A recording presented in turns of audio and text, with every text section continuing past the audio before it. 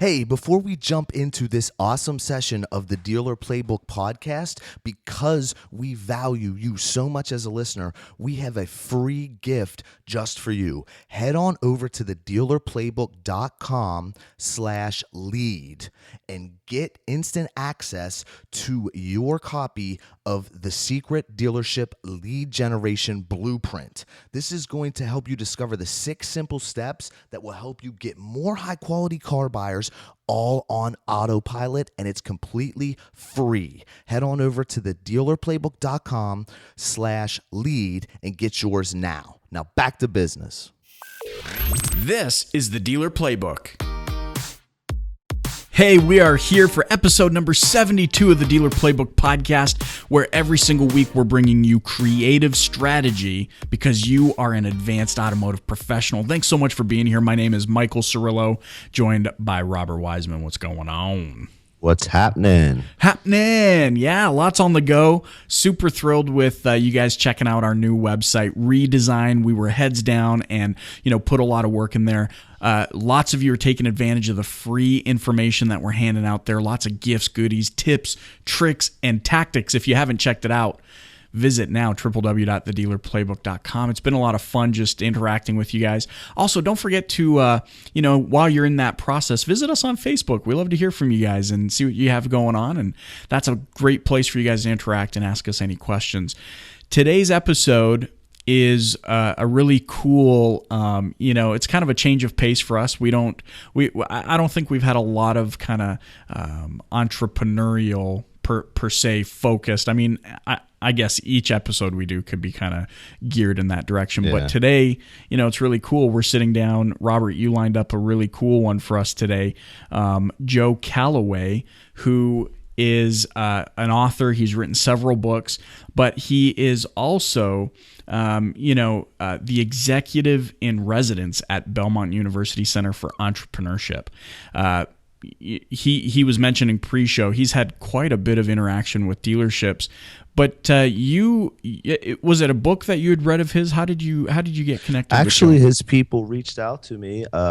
Someone I know that works with him, and he has a new book coming out that we talk about in the show a little bit. But they were like, "Hey, listen, I think that this guy knows our format here and knows the audience that we target." And he's like, "I got a guy that I think would be great to come on." I mean, I'll be honest. I usually am the one that knows who, I've been following some of these guys for a little bit. This one was new on my radar, but definitely a catch in my opinion. Yeah, for sure. I mean, it's funny, right? Because there's so many people out there that are doing some incredible things, and I don't know about you, but I feel really, I guess we're super fortunate that we can, in instances like this, get in touch with and get to know these people. You guys are going to absolutely love the power bombs that Joe drops in this session of DPB. But before we jump into it, let's just groove out for a second here. Here we go.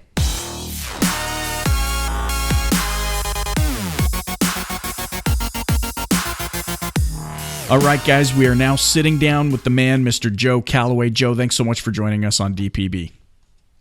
It's a pleasure. Thanks for having me. Yeah, we're really excited to ask you a lot of questions, especially knowing that you've had kind of some extensive experience with car dealers and quite a few different brands.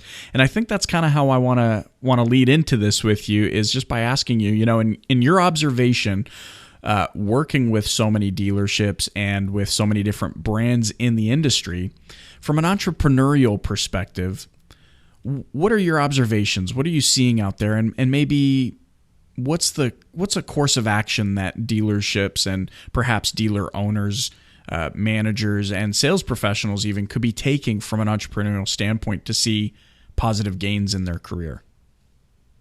Sure. The thing that I love about working with the car business and with dealers is it's interesting to me. It's such a fascinating business. In some ways, it's like the Wild West of entrepreneurship. I mean, golly, they get impacted by so many different factors. Obviously, the 2008 recession just hammered them. Then, of course, there's been a comeback in sales, but it depends on what manufacturer they're with. I mean, sometimes the the big challenge is they could sell plenty of cars if they could just get the car that people want to buy from the manufacturer. So sometimes it's a supply issue, but it's always a fascinating business. And here's what I think it comes down to today. It's always been true, but I think, guys, more than ever, it is so much about the experience that the dealer creates for the customer. I mean the total experience, because here's why it's more important than it's ever been. Word of mouth has always been the greatest influence on buying decisions. But today, word of mouth isn't about me telling 4 or 5 people how much I love the service department at my dealer. It's about when I go online and end up telling dozens or hundreds, or some people would tell even thousands about that experience, positive or negative. So you can take the math on the impact that existing customer satisfaction or dissatisfaction has. You can take that math and multiply it just extensively, because everybody's talking to everybody, and that's why it all comes back to, does that customer walk away happy, unhappy, neutral? And the experience that you create is vitally important. Okay, so in your new book coming out, did you say next Monday? So from air date today, November 3rd. Yeah, you can actually get it like at Amazon right now. You can go ahead and order it. I think they've got it in stock. Sure. It officially comes out next Monday, though. We'll link 2nd. Everybody up with that in the show notes. So Magnetic, the art of attracting business.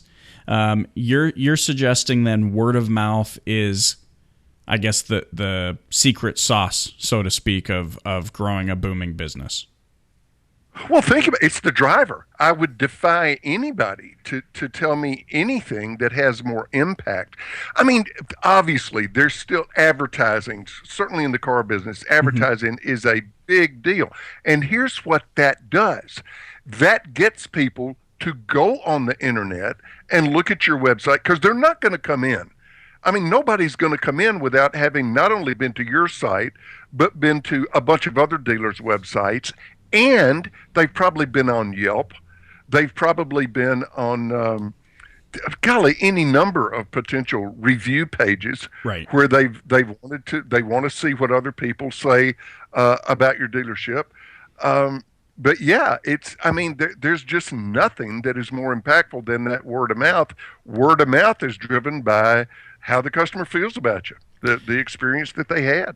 It reminds me of a quote I heard from a gentleman named Robert Rose recently. It had to do more with content marketing, but I think it really does apply to what we're talking about right now. He said traditional marketing, or in this case advertising, is telling the world you're a rock star. Content marketing is showing that you are one, and it's almost the same thing. Is imagine if people are talking about you and it's positive. It's not just promoting the fact that you are a rock star, which I think we in this business kind of traditionally suffer with. Hey, look, we've been in business 30 years. We're family owned, operated. We're this, that, and we've got factory trained technicians, and we tell people all these things. But really, it is the word of mouth, as you suggest, that is what will help penetrate the market to a degree that it's not just telling anymore. It's actually showing. It's resonating. So, exactly. Sorry, go ahead. No.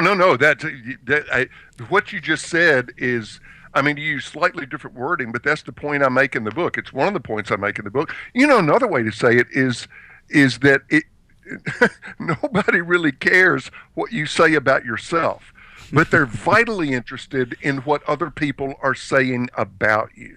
Sure. And so that's where the action is in growing a business today. There's that thing that I say, it's enough about me. Let's talk about you. What do you think about me? Yeah, exactly. So you're saying that the word of mouth, what's coming out of your customer's mouth, the dealer's customer's mouth, the salesperson, even their customer's mouth, that's all comes back to the foundation of, I guess, the experience, how they enjoyed it, correct? That's Yeah, all. and that's nothing new for most dealers. I mean, most car dealers have been thinking about that and working on that. Certainly, the good ones have, or ahead of that curve. But I think the point now is that because of the impact of the internet and how it's leveraged word of mouth, it's infinitely more important than ever. And so that means that it's more important than ever for you as a dealer to have everybody in your organization being clear, absolutely clear on what it is we are trying to create with each customer, and then being intentional in how they do that. What's the starting point on that? So to get clarity, like you talk about in the book, getting clarity on creating positive word of mouth for your business, where does that start? What does that look like? What's that process? Yeah, you know where I think it starts, I mean, I'm not that smart, but I'm a pretty good observer and a pretty good reporter. And when I look at companies and car dealers that have kind of got this figured out, a couple of things really, really come to mind that they all have in common. One is the leadership, and I mean from the very tip top all the way down. The leadership makes it really simple. When I look at businesses of any kind, but certainly when I look at car dealers or when I talk to them, the ones that are struggling, they tend to talk about how complicated it is. It's like, Joe, we've got 1,000 moving parts here. This is so complicated. And the ones that are doing extremely well are the ones that say, at the end of the day, this is really a pretty simple business. There's only 2 or 3 or 4 things that we have to get right. But if we get them right every single time, with every customer, we are solid gold. And so I really think it starts with leadership simplifying and saying, folks, here's what we're all working on all day long, and then having clarity about what those things are, and then the repetition and the reinforcement, which has to be absolutely constant, so that everybody is constantly reminded of, here's who we are, here's what's important, here's what we're trying to accomplish. I think, so fundamental what you're talking about. It has to start with the leadership. I think, we in the industry, and I mean any industry for that matter, growing business in and of itself is quite overwhelming. But like you said, I think the power of it lies in the repetition and making sure that the entire team is also clear on what you're trying to achieve. And there might come days where you're sick of repeating the message and repeating it to your team and trying to get them on board, but it's going to be so much more worthwhile, I think, on the back end. The fact that I guess by virtue of this, it also kind of creates a culture within the store that everybody is working according to a specific unified vision. You nailed it. And it's funny, the words that you just used, I've heard so many, really effective leaders and dealers say, I talk about this stuff so much, I almost get sick of hearing it. Yeah, but you know what? But that's your job. That's your job, is to keep talking about it. And to get to the point where I could walk up as a total stranger to anybody that works in that store, that works in that dealership, and say, what's important here? And I'm not talking about that they've memorized anything. I'm talking about from their gut, every employee would be able to look me in the eye and say, oh man, I could tell you exactly what's important here. There's no confusion about that. Sure. That's powerful, guys. If you get your people to that point, that is strong stuff. Well, I think even, along these lines, this is really resonating with me because, though we're not a dealership and I don't own a dealership, I do have a team of individuals. And, the lesson for me recently is, being one of the co-founders of the business, where at one point I did the job of everybody out of necessity. As I've grown the team, it's taken me a while to realize that my job isn't to sell the product anymore.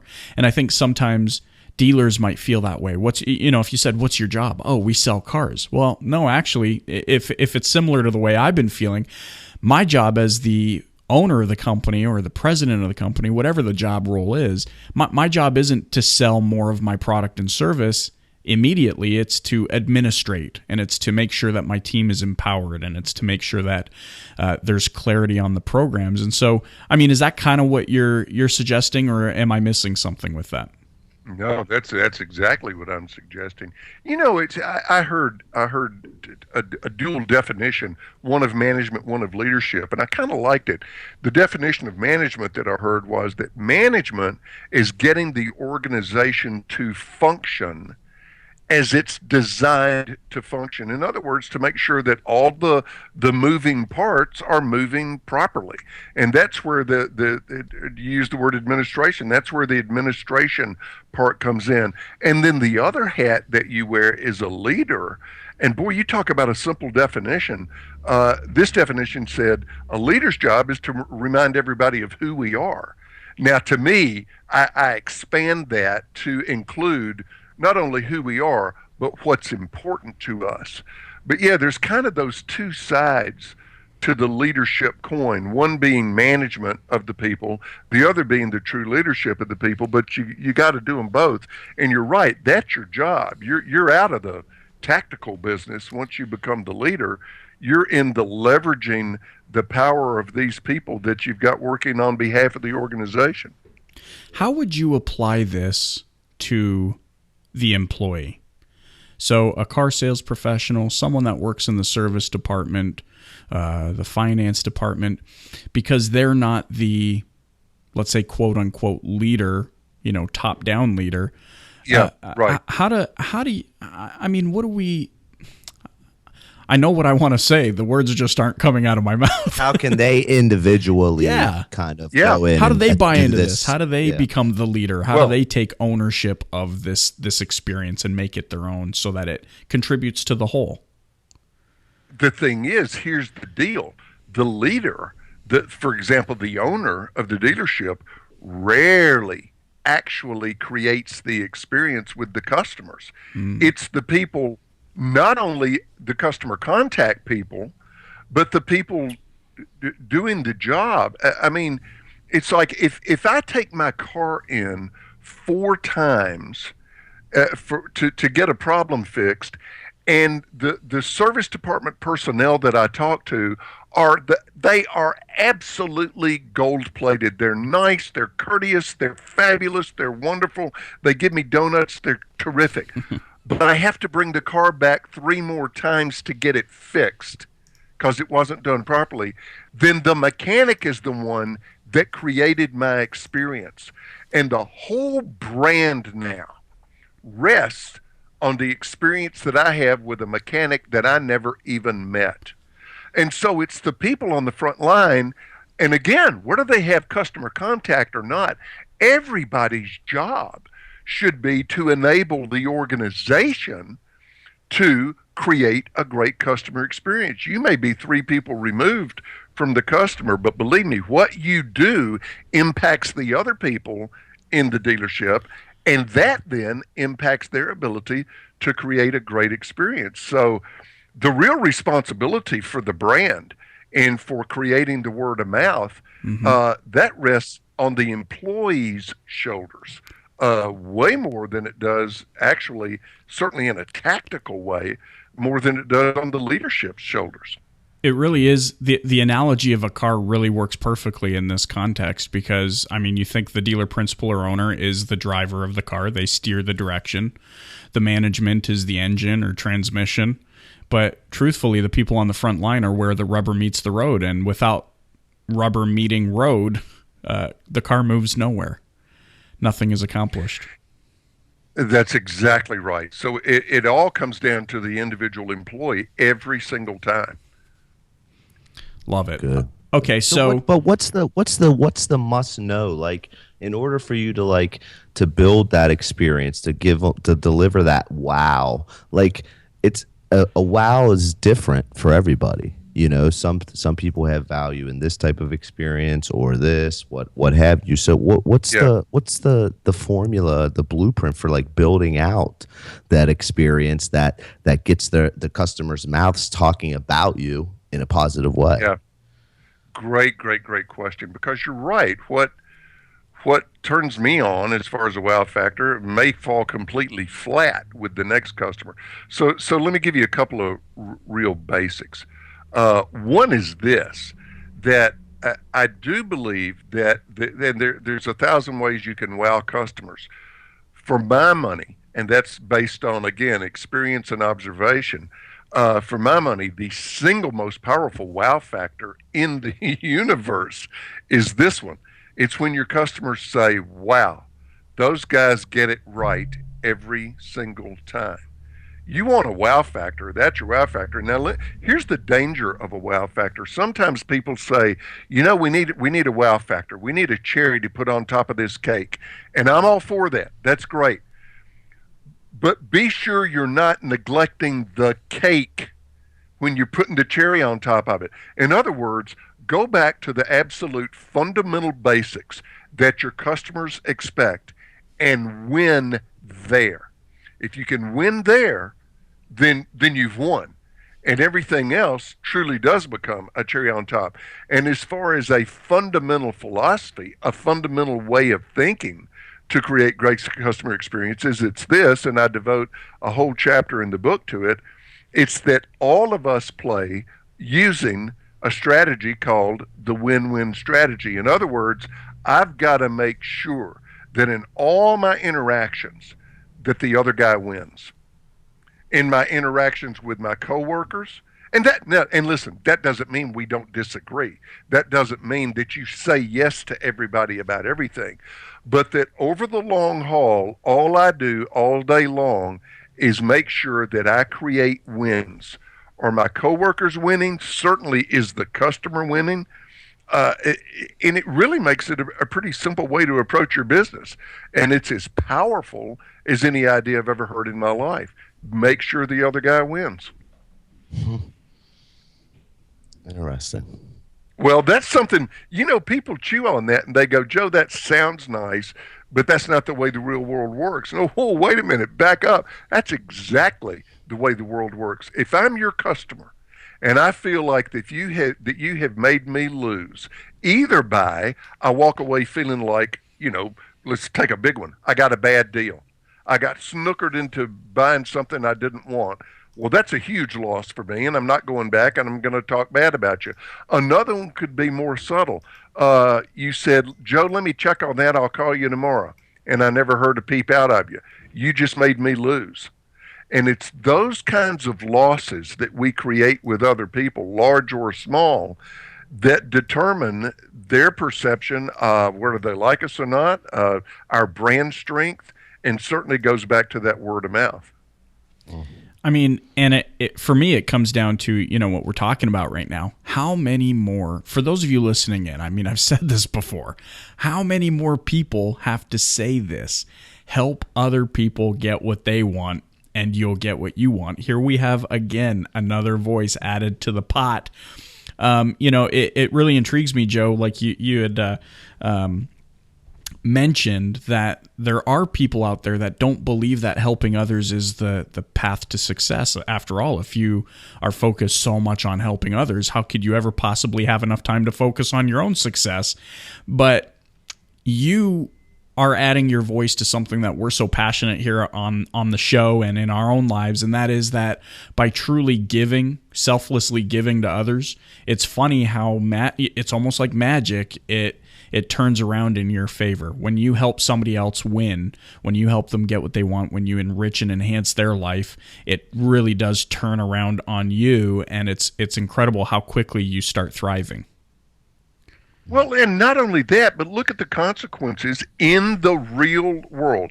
I mean, the hard, cold, real world of business. The thing is, my gosh, an analogy would be watch little kids.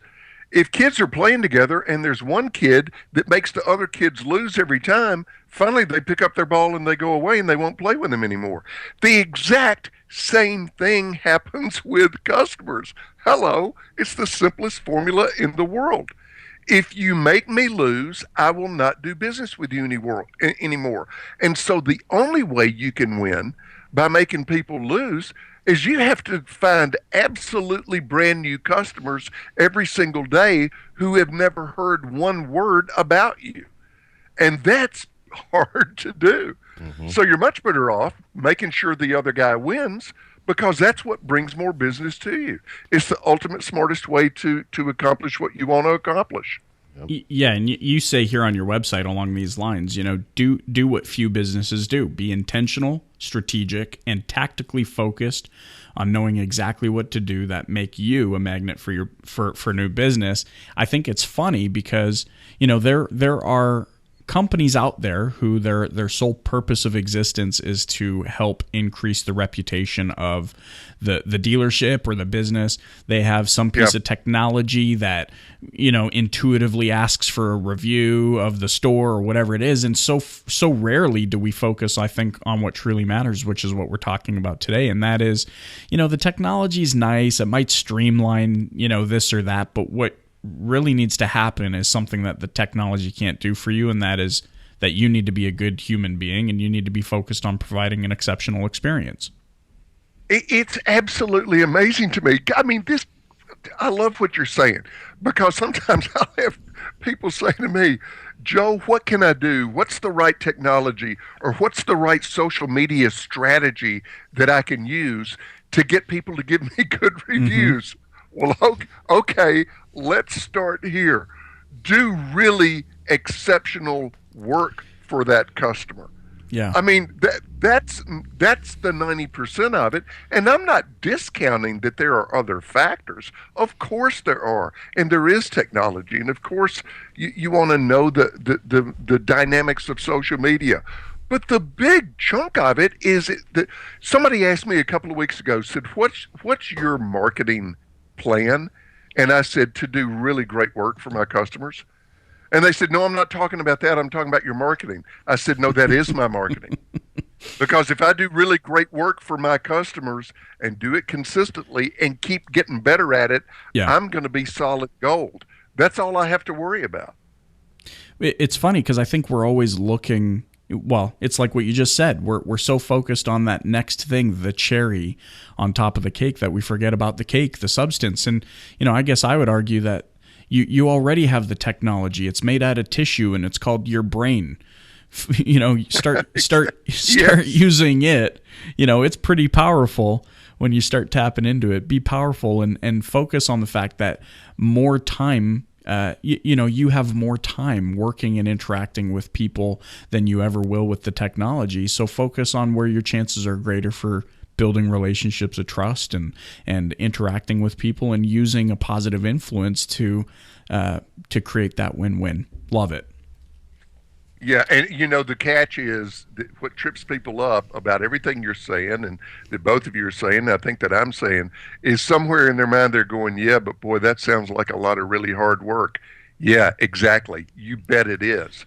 That's why being better than the competition is a hard place to get to, because it takes a lot of work, a lot of intention, a lot of doing the right thing over and over and over. It's not easy, but it's what creates the greatest payoff, the greatest reward. And I would add to that therein lies in the opportunity, because it's not easy. That means so few people are willing to do what it takes to achieve it. Exactly. I agree. Joe, this has been an extreme pleasure to have you on the show. Definitely need to check out your book, which is, like you said, available on Amazon today, officially launching next Monday. It's called Magnetic, The Art of Attracting Business. Joe, thanks for being on the show with us today. It's a pleasure, guys. Thanks for having me. Thanks, Joe.